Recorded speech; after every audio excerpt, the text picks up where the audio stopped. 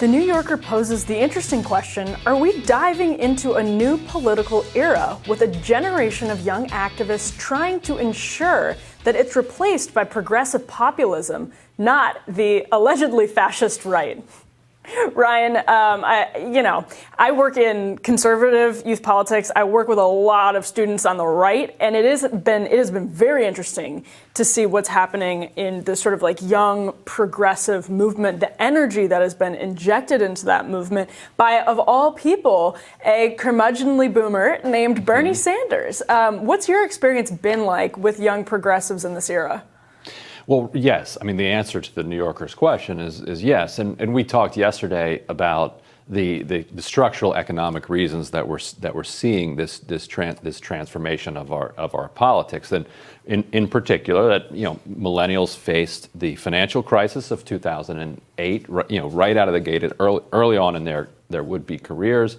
And then you get the double whammy of COVID, which is going to further setting people back. But already coming out of the Great Recession, the Obama administration's failure to respond robustly to it, to allow the housing crisis to continue, to allow the unemployment crisis to continue for so many years, convinced an entire generation of young people that capitalism as it had been operating for the last several generations didn't have anything to offer them, and so they were open to alternatives. And along comes Bernie Sanders, who's been calling himself a democratic socialist for his entire political life, and he also is trustworthy because he's been saying the same things for his entire life. Mm-hmm. And so when you combine the economic precarity with the lack of faith in institutions, somebody like Bernie Sanders is going to resonate extremely well with that young cohort. And it's been interesting to watch it move from 2015, the Sanders campaign, then into Justice Democrats in 2018, and now into a question of whether or not that movement is going to be able to be a vehicle for that anger, or if it's too much and it's just going to smash its way out of it. Yeah, and that's fascinating because I think, as we've seen even the Justice Democrats sort of congressional tenures played out, we've seen that question get sort of answered in the early phase of this adjustment period.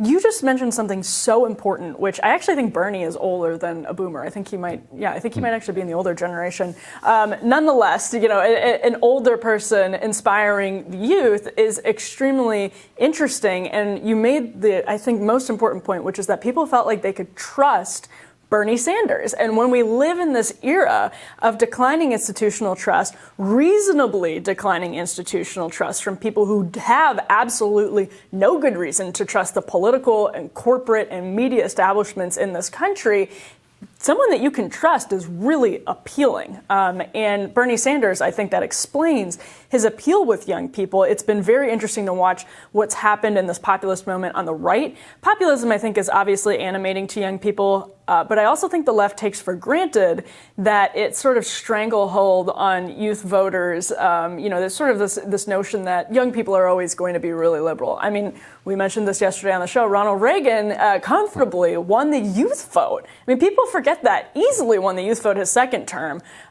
So he did that twice. And I just wonder, if you think, I don't think young people are flocking to the Republican Party. I think, if anything, the Republican Party has really hurt itself with young people. But that anti-establishment movement on both sides can be really, really animating. And I guess I wonder, from your perspective, if you're worried that it's going to transform into a grift on the left, right? Like, whenever you get these grassroots movements that bubble up, you have to be so careful as their infrastructure starts to build. Do you have that concern on the left? Well, I mean, and you're right that young people have been split among the parties basically for the first 200 years of our country's history, and right. only recently. It appeared in the 1960s to people that the youth energy was with the left, but Woodstock. Woodstock and San Francisco and the hippies, but that actually wasn't true. Mm-hmm. Goldwater and the kind of reaction to the counterculture and the reaction among a lot of white young people in particular to the civil rights movement meant that actually, and that's why you wound up with Reagan winning the youth vote in 1980 and shocking everybody. But Yeah, and absolutely. And so this didn't show up in the New Yorker article, but grift is too strong a word for some elements of it, not strong enough for other elements of it. But certainly, when you have a situation where people have a righteous and legitimate amount of anger, and they're not finding ways to channel it into the political system, you're going to have people who channel it to nefarious ends, and you're going to have people that channel it for commercial ends. That's just there's never been a time where that hasn't happened.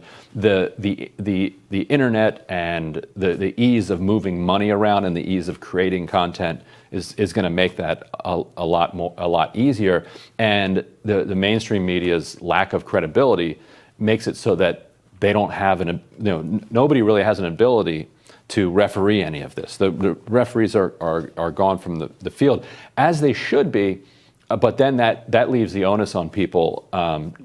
They're left with really only being able to do their own research, but it's hard to know who to trust. Yeah, and the legacy media also, this is an added challenge for the left, makes their policies seem really sexy, especially on cultural issues, which makes it more and more appealing for political establishment figures to come in and try to capitalize on populist energy, especially with young people when you have publications like Teen Vogue, which is a publication of Condé Nast, like jumping in on all of these far leftist bandwagons, and it makes it easier then for the political class to say, oh, look where I can make some more money, and look at how I can do it. I would ask, Ryan, if you think, let me sort of flip this around. I can talk about the right all day. Obviously, I said I work with a lot of conservative students. I don't think there's a ton of, there aren't young people flocking to the Republican Party. I think Donald Trump made that situation, immediately worse. But at the same time, I do think injecting the sort of anti-establishment energy into the Republican Party is good. There's this new sort of like generation, like Ro Khanna goes on Fox News. He'll talk to Tucker. He'll talk to people like that. You can see that sort of, like when Katie Hill was in Congress, she was talking to Matt Gaetz all the time. I don't advise doing that. But I will say there is this sort of like group of young anti-establishment people that are on both sides. And I wonder if you think on the right that could translate into any advance in talking to young people or bringing young people into that fold. I don't know. I mean, so if we're gonna slide into kind of minority rule by Republicans, if Democrats can't expand the franchise, do something about gerrymandering, and they continue with this structural 5 to 8 point gap, then I hope at least that the authoritarianism that we wind up with has some populist elements to it, child care tax credit, direct aid, that sort of thing. But I wanted to pick up on you had said it allegedly fascist. Yes. At the beginning. I sure did. And you wanted to add that. I have my own take on that, but I'm curious why you think the left-wing groups are so convinced that the alternative to failure is a fascist takeover, but you're not convinced of that. Oh, yeah. I mean, I'm not convinced of that at all. I think that's a detrimental application of hyperbole, because I do think when there's legitimate fascism, we'll be conditioned by that point to just sort of accept it. It's sort of like how Republicans misused the term socialism over and over again, to the point where when there were like actually more legitimate, like Alexandria Ocasio-Cortez or Bernie getting super close to winning the Democratic Party nomination, nobody cared anymore because the term had been watered down so much. And so I guess I see fascism in a historic sense, some of these very evil and sort of clearly fascistic regimes, and I hesitate to use it anywhere near what we're seeing in this country right now, which... Let me get your response to this. So my guess is that if we did get something along those lines here in the U.S., it wouldn't be that. What it would be a more like Quadillo, populist right-wing authoritarianism that you see in Central and South America, that would be more likely to be the alternative to kind of the progressive populism. So this has a really interesting tie into our conversation about youth movements. And the way that I was going to bring this full circle as I was thinking through it is that on the right, the youth movement is very interesting now. It's sort of like driving towards this, what's called like common good conservatism, and that has some very legitimate definitions, but also very traditionalistic.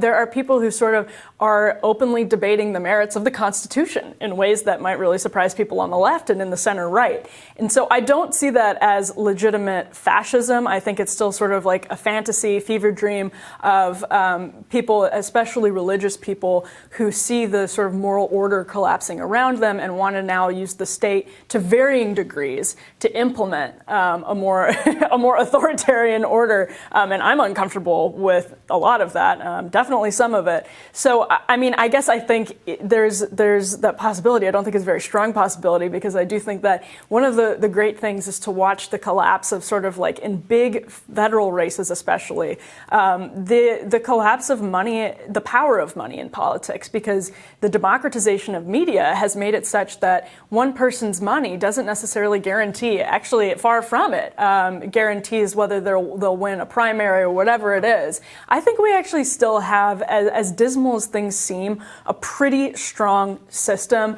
And I hesitate, to actually be overly pessimistic. I'm just sort of naturally pessimistic, but sometimes I pause and look around and I say, the system itself might feel broken, but populist voices are still able to win elections. The powerful and the moneyed aren't stopping certain people from making, they might try to co-opt them when they get into Congress, and that's something, as we talked about, the Justice Democrats are dealing with right now. But, it's not impossible to sort of import that populistic spirit into the government. Ain't over till it's over. We'll see. We'll have more Rising for you right after this.